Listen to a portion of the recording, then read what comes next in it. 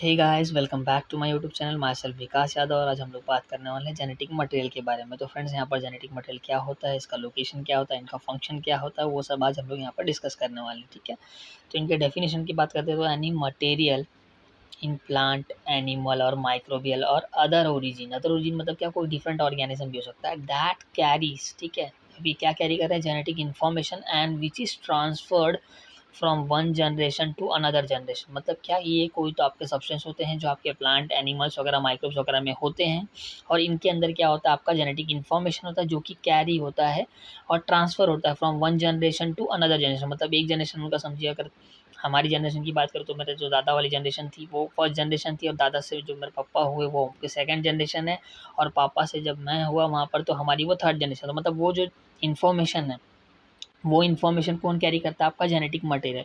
अब ये genetic material specifically आपके कहाँ पर होते हैं, वो हम लोग उनका लोकेशन देखेंगे। ठीक है, अभी तक तो हम इनके बारे में डेफिनेशन देखा है। अब इनका देख लीजिए, इट कैरीज इन्फॉर्मेशन स्पेसिफिक।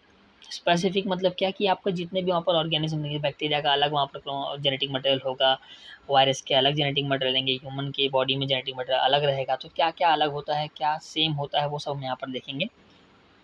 अब देखिए, यहाँ पर जनरली आपका जो जेनेटिक मटेरियल हो सकता है वो आपका डीएनए हो सकता है, या तो आपका आरएनए हो सकता है। अगर डीएनए का हम लोग फुल फॉर्म देखें तो आपका इसका होता है डीऑक्सी राइबो न्यूक्लिक एसिड।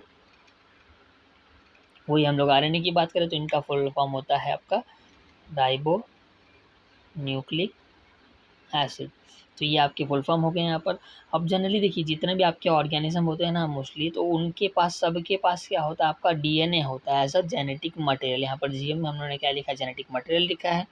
लेकिन हम लोग अगर एक्सेप्शन की बात करते हैं तो आपके जो वायरसेस होते हैं, वायरस, ठीक है, तो वायरस में मोस्टली आपका जो जेनेटिक मटेरियल होता है वो आपका क्या होता है, आरएनए होता है। क्या होता है आपका जेनेटिक मटेरियल, उनके पास आरएनए। जैसे कि यहाँ पर अगर एग्जांपल हम लोग बात कर ले, आपका कोरोना वायरस जो आजकल बहुत ज़्यादा चल रहा है। ठीक है, तो कोरोना वायरस में आपका जो जेनेटिक मटेरियल होता है वो क्या होता है, आपका आरएनए होता है। आपका एचआईवी वायरस की अगर मैं बात कर लूँ तो उनमें भी क्या होता है, आपका जेनेटिक मटेरियल आरएनए होता है। लेकिन फिर से यहाँ पर एक्सेप्शन की बात करते हैं तो कि आपके कुछ ऐसे वायरसेस भी होते हैं, जैसे कि हेपेटाइटिस बी वायरस। आपका जो हेपेटाइटिस बी वायरस होता है, इनके पास जो आपका जेनेटिक मटेरियल होता है वो आपका डीएनए होता है। लेकिन कौन से फॉर्म में होता है, वो सर्कुलर फॉर्म में होता है। अब ये सर्कुलर क्या होता है, डबल हेलिकल स्ट्रक्चर क्या होता है, उसके बारे में सब हम आगे देखने वाले हैं। ठीक है, अगर हम लोग स्पेसिफिकली आरएनए की बात करें तो जो आपका जेनेटिक मटेरियल आरएनए होता है, पहले तो आप लोग पता जान लीजिए कि आपका जो आरएनए होता है वो आपके दो टाइप के होते हैं। एक तो आपका जेनेटिक मटेरियल वाला आरएनए हो सकता है, या तो आपका एक नॉन जेनेटिक मटेरियल वाला आरएनए हो सकता है। अब जो आपका जेनेटिक मटेरियल वाला था वो आपके वायरस में हम लोगों ने देख लिया कि वो ऐसा जेनेटिक मटेरियल जैसा बिहेव करता है। लेकिन आपका जो नॉन जेनेटिक मटेरियल वाला आरएनए होता है उसमें क्या आते हैं, फिर आपका एमआरएनए आता है, आरआरएनए आता है और टीआरएनए आता है। इसको आप याद कर सकते हैं, एमआरटी, एमआरटी। ठीक है, तो एमआर आपका एमआरएनए, आर से आपका आरआरएनए, टी से आपका टीआरएनए। ठीक है, तो ऐसे आप इसको याद कर सकते हो। और इनका फंक्शन क्या होता है, सिर्फ आप इतना याद रख लिए कि ये लोग क्या करते हैं, वहाँ पर प्रोटीन फॉर्मेशन में हेल्प करते हैं। किस में हेल्प करते हैं, आपके प्रोटीन फॉर्मेशन में। बस आपको इतना जानना है अभी। उसके बाद अगर हम लोग ह्यूमन सेल्स की बात करते हैं तो आपका जो ये जेनेटिक मटेरियल होता है ये आपके हर एक सेल्स के पास होता है, जिनके पास न्यूक्लियस होता है। क्योंकि आपका जो जेनेटिक मटेरियल होता है वो स्पेसिफिकली आपके न्यूक्लियस में होता है। जैसे कि यहाँ पर आप देख पा रहे हो कि मैंने एक सेल बनाया, ह्यूमन सेल बनाया है मैंने। तो ये आपका क्या है, सेल मेम्ब्रेन है। ये आपका क्या है, न्यूक्लियस है। और इसी न्यूक्लियस के अंदर आपका क्या है, वहाँ पर आपको दिख रहा होगा जेनेटिक मटेरियल, जिसको हमने यहाँ पर लिखा है। अब स्पेसिफिकली अगर हम लोग सेल डिवीजन की बात करते हैं तो सेल डिवीजन के टाइम आपका जो जेनेटिक मटेरियल होता है वो एकदम कॉइल्ड स्ट्रक्चर में आपको देखने को मिलता है, जिसको आप बोलते हो क्रोमोजोम्स। क्या बोलते हो आप, क्रोमोजोम। ठीक है, अब ये जो क्रोमोजोम्स होते हैं ये टोटल वहाँ पर होते हैं 46, जिसको आप 23 पेयर से रिलेट कर सकते हो। अब ये जो 23 पेयर होता है आपका क्रोमोजोम, इनका भी दो डिवीजन हुआ है वहाँ पर, 22 पेयर्स या तो 1 पेयर्स। ठीक है, तो 22 पेयर्स हो गया आपका और एक 1 पेयर हो गया। तो आज इसमें आपका जो 22 पेयर होता है इसको हम लोग बोलते हैं ऑटोजोम्स। क्या बोलते हैं हम लोग इसको, ऑटोजोम्स। और इसी का एक और नाम है आपका सोमैटिक क्रोमोसोम्स। क्या बोलते हैं हम इसको, सोमैटिक। सोमैटिक मतलब क्या होता है, बॉडी। तो मतलब बॉडी के जो कैरेक्टर्स वगैरह डिसाइड करेगा वो आपका होता है ऑटोजोम, इसीलिए उसका स्पेसिफिक एक और नाम दे दिया है, क्या, सोमैटिक क्रोमोसोम्स। बट यहाँ पर बात आती है कि आपका जो 1 पेयर है ये क्या करेगा। तो आपका ये जो 1 पेयर होता है इनको एक नाम दिया है क्या, एलोजोम।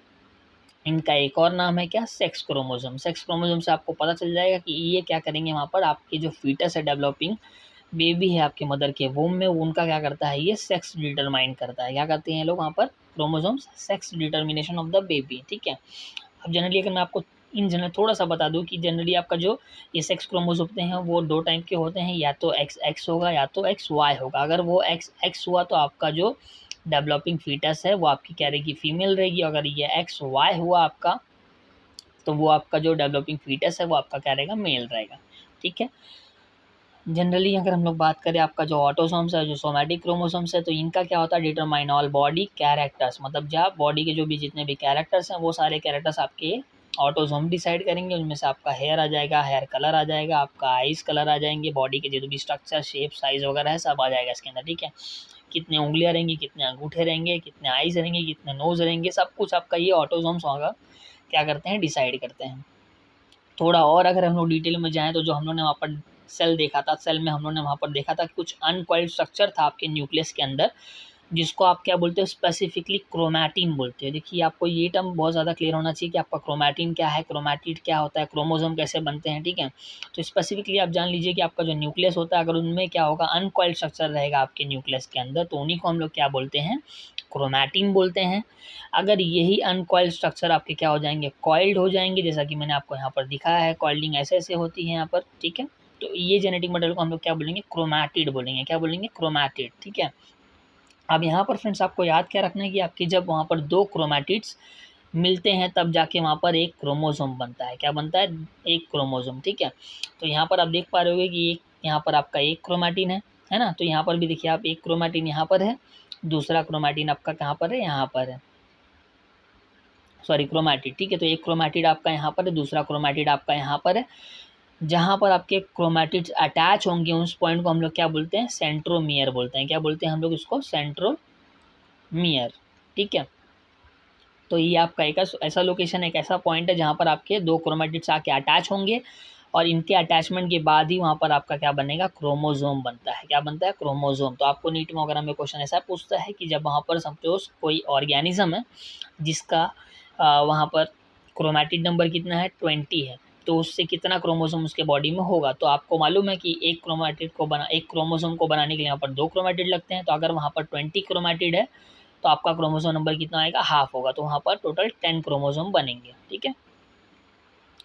आगे देख लीजिए, ये जो आपका होता है डीएनए, तो डीएनए का फॉर्मेशन कैसे हुआ कि आपका ये जो क्रोमैटिड था, तो क्रोमैटिड कैसे बना था, आपका जो जेनेटिक मटेरियल था उसका जब कॉइलिंग हुआ है ना, जब उसकी बार बार वहाँ पर कॉइलिंग हुई तो आपका क्या बन गया था, वहाँ पर क्रोमैटिड, है ना।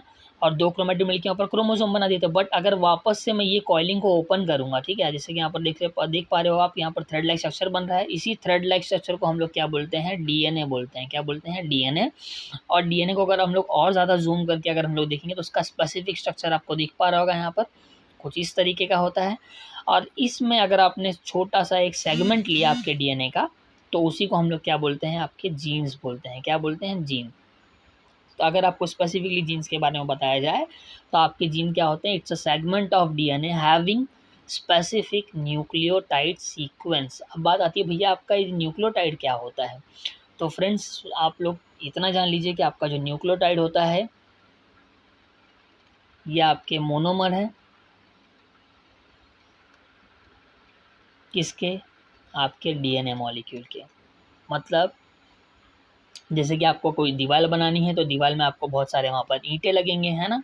तो वैसे अगर आपको डीएनए बनाना है तो डीएनए के लिए बनाने के लिए आपके पास वहाँ पर बहुत सारे न्यूक्लियोटाइड्स होना चाहिए। तो न्यूक्लियोटाइड्स आपका क्या यहाँ पर मोनोमर, और डीएनए आपका क्या है, वो पॉलीटाइड है, क्या है वो, पॉलीमर आप बोल सकते हो इसको, क्या बोलते हो आप, पॉलीमर बोल सकते हो। किसका पॉलीमर, आपके न्यूक्लियोटाइड का पॉलीमर, है ना। तो जैसे कि यहाँ पर हमने डीएनए देखा है तो डीएनए क्या आपका पॉलीमर है, किसका, आपके न्यूक्लियोटाइड का। लेकिन हम लोगों ने जीन क्या बोला, एक स्पेसिफिक सेगमेंट है ना आपके डीएनए का। तो स्पेसिफिक अगर वहाँ पर सेगमेंट लेंगे तो यहाँ पर 1 न्यूक्लियोटाइड, 2 न्यूक्लियोटाइड, 3 न्यूक्लियोटाइड से बहुत सारे आ सकते हैं वहाँ पर। तो यही यहाँ पर आपको बताया कि जीन क्या होगा, आपका एक सेगमेंट है आपके डीएनए का, जीन में क्या होगा, स्पेसिफिक न्यूक्लियोटाइड सीक्वेंस। तो यहाँ पर अगर फिजिकल कैरेक्टर के बारे में बात करेंगे हम लोग, तो physical character is determined by a pair of single gene, ठीक है, pair of single gene located at the same location site termed as locus on a pair of homologous chromosome, ठीक है। तो इसका मतलब देखिए यहाँ पर क्या होता है, जनरली अगर हम लोग बात करते हैं कि आपके पास सपोज यहाँ पर एक क्रोमोसोम है, ये आपके पास दूसरा क्रोमोसोम है, और जहाँ पर आपके 2 क्रोमैटिड अटैच होते हैं इसको हम लोग क्या बोलते हैं, सेंट्रोमियर, जो हम लोगों ने ऊपर बात की है। तो सपोज अगर मैं ये लोकेशन स्पेसिफिकली डिसाइड करता हूँ, ये लोकेशन, और यहाँ पर भी सेम यही लोकेशन पे हम लोग क्या करते हैं, कुछ जीन्स सेलेक्ट कर लेते हैं। तो ये स्पेसिफिक जो लोकेशन है इसको हम बोलते हैं लोकस, जो कि दोनों क्रोमोसोम पे क्या है, सेम है, उसको हम क्या बोलेंगे, लोकस। और जो आपके जीन्स यहाँ पर प्रेजेंट रहेंगे वो क्या करेंगे, स्पेसिफिक कैरेक्टर्स को डिसाइड करेंगे। अब वो स्पेसिफिक कैरेक्टर आपका कुछ भी हो सकता है, आपकी हाइट हो सकती है, आपका हेयर का कलर हो सकता है, आपका आइज़ के कलर हो सकते हैं, ठीक है। और एक और बात क्या लिखा था यहाँ पर कि ये आपके जो लोकस होते हैं वो कहाँ पर होते हैं, पेयर ऑफ होमोलोगस क्रोमोसोम के ऊपर होते हैं। पेयर ऑफ होमोलोगस क्रोमोसोम मतलब क्या, सपोज आपका जो ये आपके पैटर्नल क्रोमोसोम है, ये आपके मैटरनल क्रोमोसोम है। हम लोगों ने ऊपर बात की है कि आपके जो पैटर्नल मैटरनल क्रोमोसोम होते हैं वो कितने टोटल मिला के आपके ह्यूमन सेल में होते हैं 23 पेयर्स, है ना। ये 23 पेयर में मतलब क्या है कि 23 आपके पैटर्नल होंगे, मतलब फादर से आए रहेंगे, और 23 आपके कहाँ से आएंगे, आपके मदर से आए रहेंगे। अब ये होंगे क्या, यहाँ पर 1 होगा, 2 होगा, 3 होंगे, फिर यहाँ पर टोटल 23 होगा, फिर यहाँ पर भी सेम 1 2 3 23 तक, है ना।